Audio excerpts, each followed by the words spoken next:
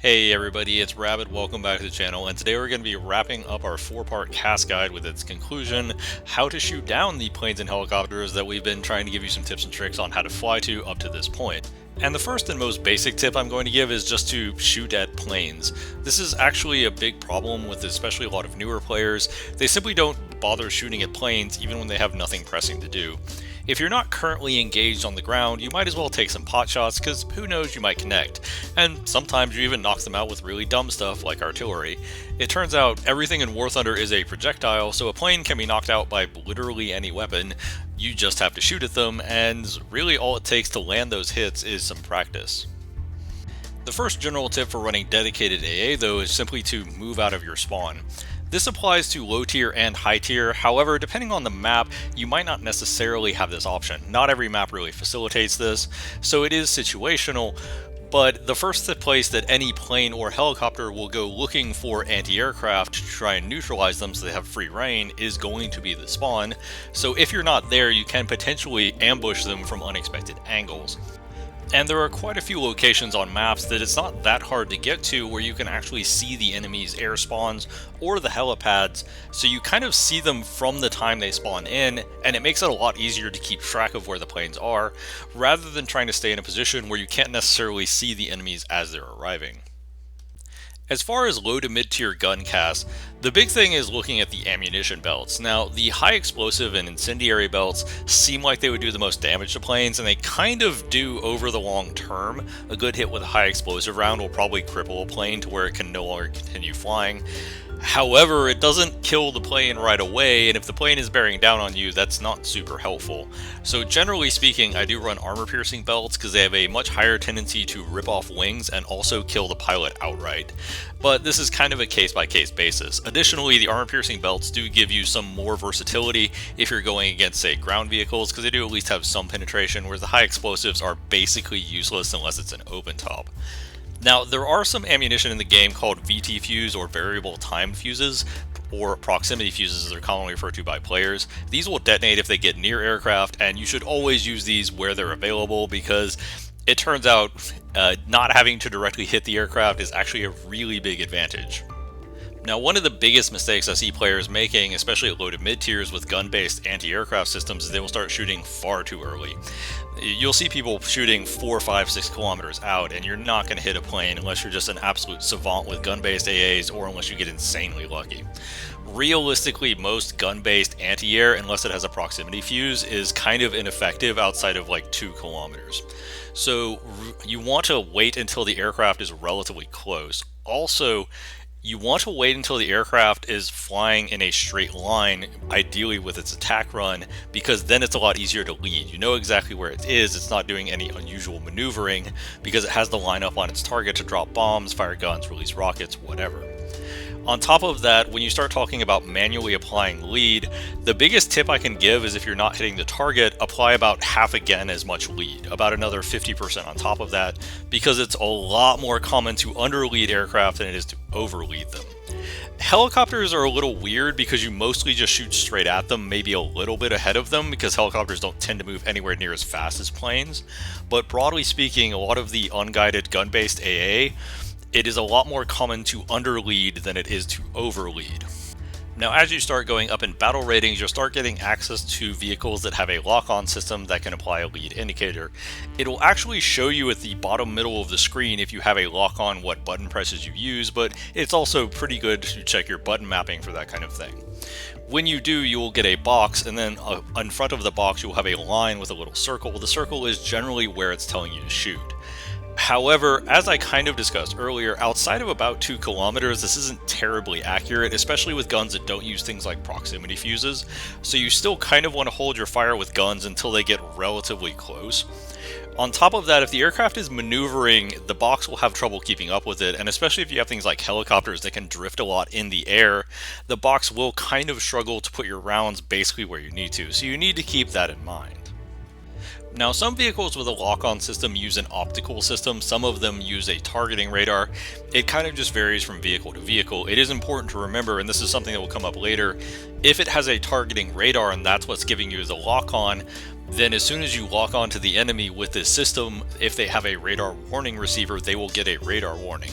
And also, the higher up you go in battle rating, the more likely the enemy has a really good radar warning system that gives them both the range and the type of radar that is locking onto them, so they will not only know the general direction, but they will also know what you are and how far away you are.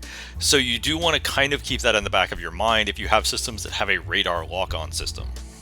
Now, generally speaking, if I spawn in an anti-aircraft that has a search radar, the first thing I will do is I will change the radar scope scale. So what you do if you want to use the multifunction menu is you just go to radar IRST and then change scope scale.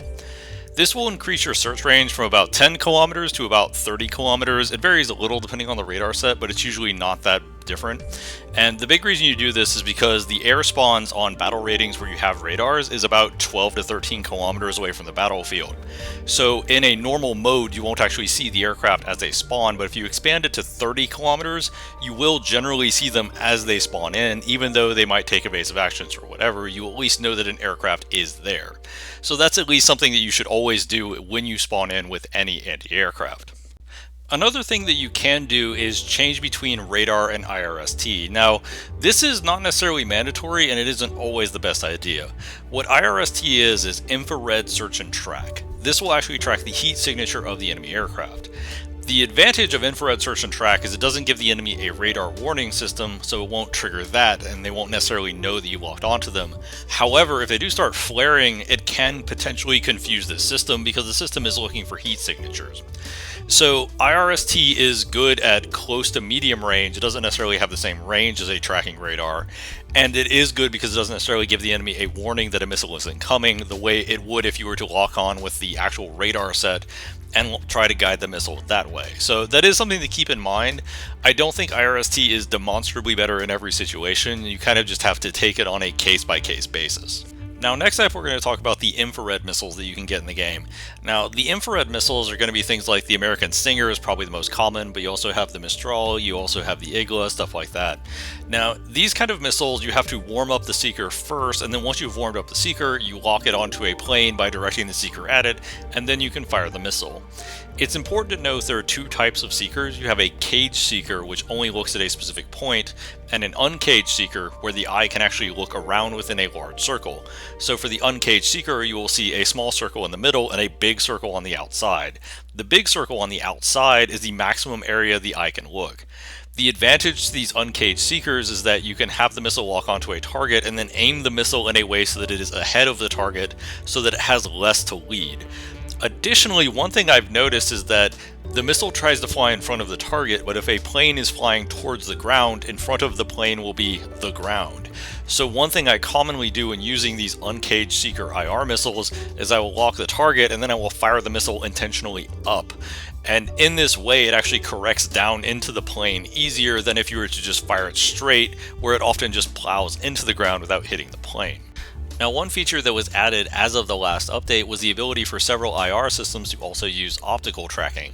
The advantage to optical tracking is that optical tracking cannot be defeated by flares. However, one major drawback is that optical tracking is much more susceptible to ground clutter. So if you have a helicopter that's silhouetted by a building or a mountainside, optical tracking probably won't be able to find it. By default, the SAMs that have access to this are in a mode where they will select what is best based on the target. However, you can force it to switch to another mode if you really want to. In my experience, I haven't needed to switch to another mode when using these SAMs, but you might find a situation where it is trying to use the incorrect mode. Either it's trying to use optical when they're silhouetting its mountains, or it's trying to use IR when the aircraft is clearly flaring. Now, one final note with IR SAMs is that the seeker, while it takes a few seconds to warm up, it does generally stay warm for a while. So what I like to do is just kind of keep it warmed up at all times. As soon as it turns off, just turn it back on, because there's really no downside to have it on at all times, and it will make acquiring aircraft relatively quick. Additionally, sometimes the seeker will track a target that you didn't necessarily see, and you'll see it go red, and that will cause you to find something you wouldn't otherwise have found. So it's not a bad idea in any rate. And lastly, we're going to wrap up by talking about the big radar-guided systems, the Panseer, the ADAS, the Ito, things like that. And the big thing to remember about these systems is the missile doesn't necessarily require a lock to launch, and that's the only big tip I have for you. You can launch the missile without any radar guided lock whatsoever. It's just, it turns out if there's a maneuvering aircraft or an aircraft at very long range, it can be a little hard to manually guide it. Especially because after the SACLOS update, the missile will lose momentum the more you try to turn into the aircraft. So an aircraft moving at very high speeds can actually be quite difficult to lead without using the radar lock to some extent.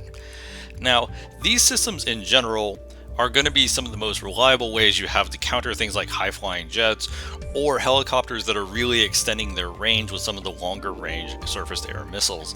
So you do kind of have to get a handle on how they maneuver, and especially how they lose speed while they maneuver, but this is going to kind of come on a missile-by-missile basis.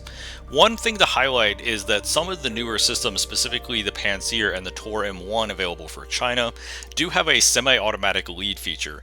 This will be enabled by default, and what it essentially does is, instead of the missile trying to fly where you are pointing, it plots an intercept path to where you are pointing. So an aircraft flying in a straight line, no matter how fast it is flying, if you just keep the cursor on it, that missile will eventually hit. The drawback to this system is that it does kind of make it harder to hit maneuvering aircraft, because of course it's still trying to plot that intercept trajectory, which doesn't work as well while the aircraft is actively turning, diving, or doing other evasive maneuvers. So you do kind of want to keep that in mind. It is a trade-off of pluses and minuses like a lot of the other stuff we've talked about. And the last thing we're going to talk about is the CAP, or Combat Air Patrol. This is when you take up an aircraft of your own to take out enemy aircraft. And the obvious advantage is, unlike an anti-aircraft vehicle that is stuck to the ground battlefield, you can go wherever you need to. You can fly with and maneuver with the enemy aircraft. If the enemy aircraft are laden with bombs or other missiles or other munitions, you are going to have an advantage in a maneuvering fight with them. The drawback is that the relatively high spawn cost of these CAP aircraft is somewhat prohibitive and means you have to get a lot of value out of it, whereas with anti-aircraft they have an incredibly cheap spawn cost baseline, so it's a lot easier to have a more meaningful impact. Now, one thing to remember when flying CAP is that unlike an air realistic battle, the enemy doesn't get a name tag over your head. They also don't see when missiles are incoming. They have to spot it with the Mark 1 eyeball. They don't get any other indications. So my most common tactic is simply to silhouette myself with the ground, stay slightly underneath them, which is usually not where you want to be if you're trying to have an energy fight with another plane. However, a lot of air-to-air fights in ground battles are not actually dogfights, they're actually ambushes. One person knows the fight is coming and the other person doesn't, and by the time the other person reacts, they're probably dead, or they're just dead before they even know they're being shot at if you land a good enough initial burst. So you should really start practicing ambush tactics and trying to come from unexpected angles, because there's just a lot of stuff to keep track of in a ground RB match that planes have to kind of basically have their head on a swivel at all times.